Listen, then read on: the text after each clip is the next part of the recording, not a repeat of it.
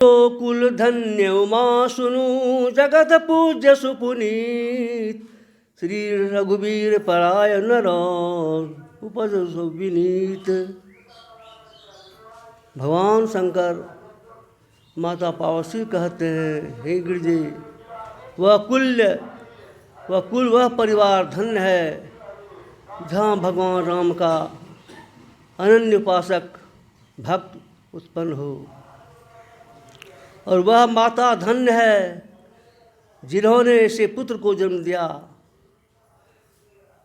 रामायण में कहा गया है, पुत्रवती युवती जग सोई रघुपति भगत दास सुत होई।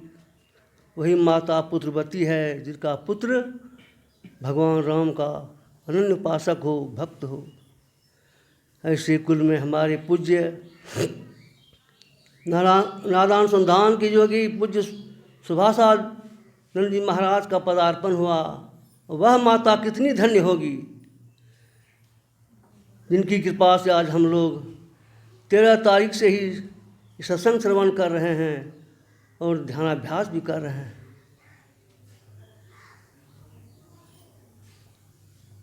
जब ध्रुव को छोटी माँ ने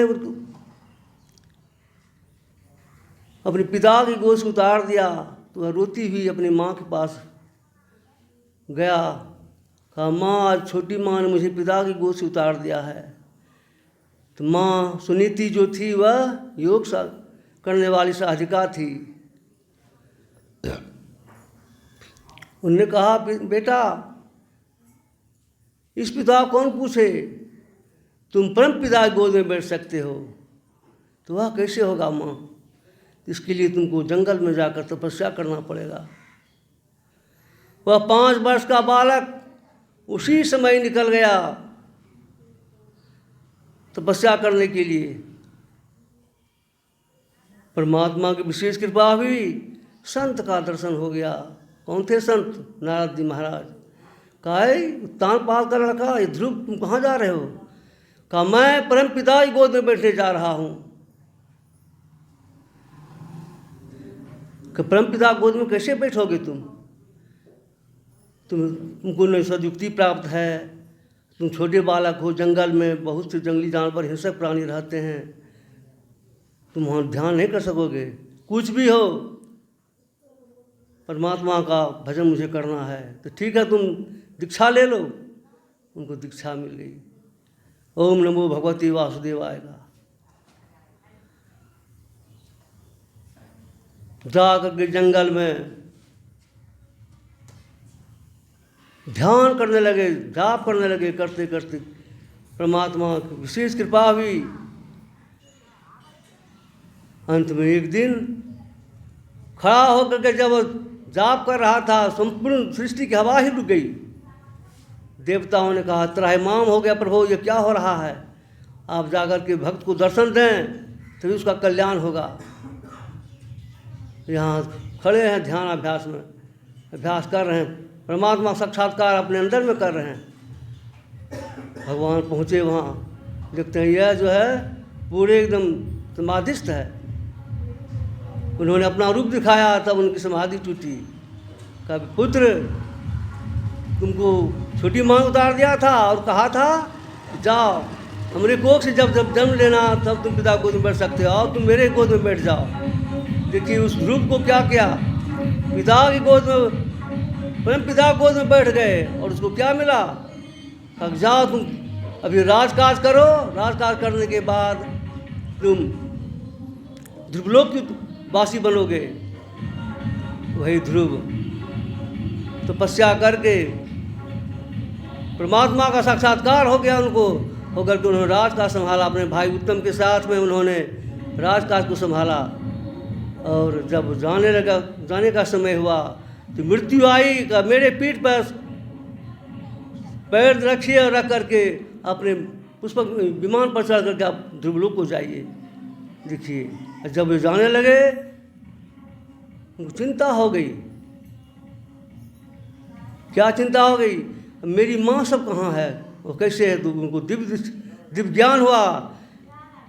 उसने कहा, हे ध्रुव, तुम्हारा 7 पीढ़ी आगे का और 7 पीढ़ी पीछे का देख लो तुम्हारे साथ जा रहा है। बताइए, जिस कुल में ऐसा पुत्र हो वो माँ कहाँ गई होगी? माँ निश्चित रूप से स्वर्ग की उत्तराधिकारी बनी हुई होगी और वहाँ सुख प्राप्त करके वह कहाँ आएगी? फिर श्रीमान कुल में जन्म लेकर के और साधन भजन करके फिर परमात्मा धाम को जाएगी। तो ऐसे पुत्र का ऐसा उदय हुआ इनके परिवार में। इसलिए भगवान शंकर ने कहा, सो कुल धन्य उमा सुनो, हे जगत, हे कुल, हे उमा, वह परिवार धन्य है जहाँ भगवान अनंत उपासक जैसे सुभाषानंद जी महाराज हैं। तो माँ कहाँ गई होगी? अब आप भी सोचिए। जब अर्जुन ने पूछा, प्रभु कोई साधक साधना प्राप्ति परमात्मा की प्राप्ति नहीं कर सका हो और वह कहाँ जाएगा? कहा, हे अर्जुन, वह साधक स्वर्ग का उत्तराधिकारी बसेगा और जब तक वह उसने पुण्य किया है, अक्षय पुण्य किया है, पुण्य का उत्तराधिकारी बनेगा। वहाँ से फिर वह श्रीमान के घर में आएगा। श्रीमान के घर में आने के बाद वह भक्ति बीज उसके पास पड़ा हुआ है, क्योंकि कहा गया है भक्ति बीज विषय नहीं, जो जुग जाए अनंत, ऊंच नीच घर जोन ले तो संत के संत। ऊंचे नीचे घर में जाएगा और संत का संत ही बना रहेगा। भक्ति बीज का यह प्रभाव है। इसलिए हम सब आप दीक्षित हैं, भजन ध्यान करते रहें, भजन सत्संग करते रहेंगे तो क्या होगा? सत्संग में लाभ बहुत है, तुरंत मिलाव है गुरु से, परमात्मा रूपी का दर्शन हो जाएगा। दर्शन होने के बाद जीव का कल्याण हो जाएगा। अभी पाठ में सुन रहे थे कर्म फल के विषय में। कर्म फल, भगवान बुद्ध का सत्संग चल रहा था जेतवन में। जेतवन में कथा सुना रहे थे प्रवचन के क्रम में। कहा कि एक बनारस में एक बहुत ही ब्राह्मण था, उनके बहुत ही शिष्य थे, बहुत भक्त थे। समयानुसार वह क्रिया कर्म श्राद्ध कर्म क्या करता था। कुछ समय के बाद उनके मन में हुआ कि एक श्राद्ध कर्म किया जाए। शिष्यों का आदेश हुआ, हे शिष्य जाओ तुम लोग शहर में खोजो ये पूर्ण शरीर वाला भेड़ मिले तो उसका श्राद्ध कर्म में बलि दी जाएगी। शिशु सब तो बड़ा खुश हुआ भाई स्वादिष्ट मांस खाने को मिलेगा, चलें। संजोग से शहर में पूर्ण शरीर वाला भेड़ मिल गया। उसको लाया, दिखा करके भेड़ तो पूर्ण स्वस्थ है और संपूर्ण शरीर वाला है। कहा जा उसको गंगा में स्नान करके चंदन रोली का छाप दे देना और गले में सुगंधित माला पहना देना, सुगंधित फूल का माला। नहवाया गया उसको, वहाँ जा कर के रोली का छाप दिया गया और गले में सुगंधित फूलों की माला पहनाई गई। जब रास्ते में आ रहा था तो भेड़ बहुत जोर से हंस रहा था, हंसते हंसते रोने भी लगा। जितना शिष्य था वह ऐसा भेड़ तुम्हें कभी देखा नहीं, ये रोता भी है और हंसता भी है। तो सारी कहानी जो है उसने आकर के पुरोहित जो था ब्राह्मण उसको कह दिया कि यह भेड़ तो अजीबा है, यह हंसता भी है और रोता भी है, पूछिए क्या कारण है। तो पूछा कि कोई देवता तो नहीं है। उन्होंने पूछा कि आप हंसते क्यों हैं, रोते क्यों हैं आप? कुछ नहीं बोला। पूछते पूछते बोलने लगा, हे पुरोहित, तुम्हारे जैसा मैं भी एक दिन ब्राह्मण था और मैंने एक भेड़ की बलि चढ़ाई थी, तो मुझे सैकड़ों जन्म तक भेड़ बन के गर्दन कटाना पड़ा। और आपने कितना भेड़ को बलि दिया है, सोच लीजिए आप कहाँ जाइएगा आप। तो ब्राह्मण ने कहा अब तो ऐसा मैं कभी नहीं करूँगा, मैं भेड़ की बलि चढ़ाने ही नहीं दूंगा और अब मैं आपकी रक्षा भी करूँगा, तो यह भी नहीं होगा। तो ठीक है, मैं आपको बंधन से मुक्त करता हूँ। बंधन से मुक्त कर दिया उस भेड़ को। भेड़ चला जंगल की ओर। एक चट्टान पर चढ़ करके बीज की पत्तियों को खाने लगा। तो खाने लगा, उस समय बरसात का मौसम था। क्या हुआ, ठनका ठनका जोर से एक चट्टान पर गिरा। गर्दन चट्टान जैसे गिरा, चट्टान का एक टुकड़ा कट करके भेड़ गले में लगा, गला कट अलग हो गया, शरीर अलग हो गया। ये कहा था तुम मेरी रक्षा नहीं कर सकोगे, मैंने बलि दिया था, मेरी भी बलि होगी। इसलिए कर्म फल जो कहा उनको सुख दुख कर दाता निज कृत कर्म भोग सुन भ्राता। सुन रहे थे आप लोग पाठ में भी। कोई किसी को सुख दुख देने वाला नहीं है, अपने किए हुए कर्मों का फल मनुष्य को भोगना पड़ता है। वह फल भोगना पड़ा भेड़ को, और उसी दिन से वह ब्राह्मण संपूर्ण कर्म कांड को भूल करके परमात्मा की भक्ति में लीन हो गया।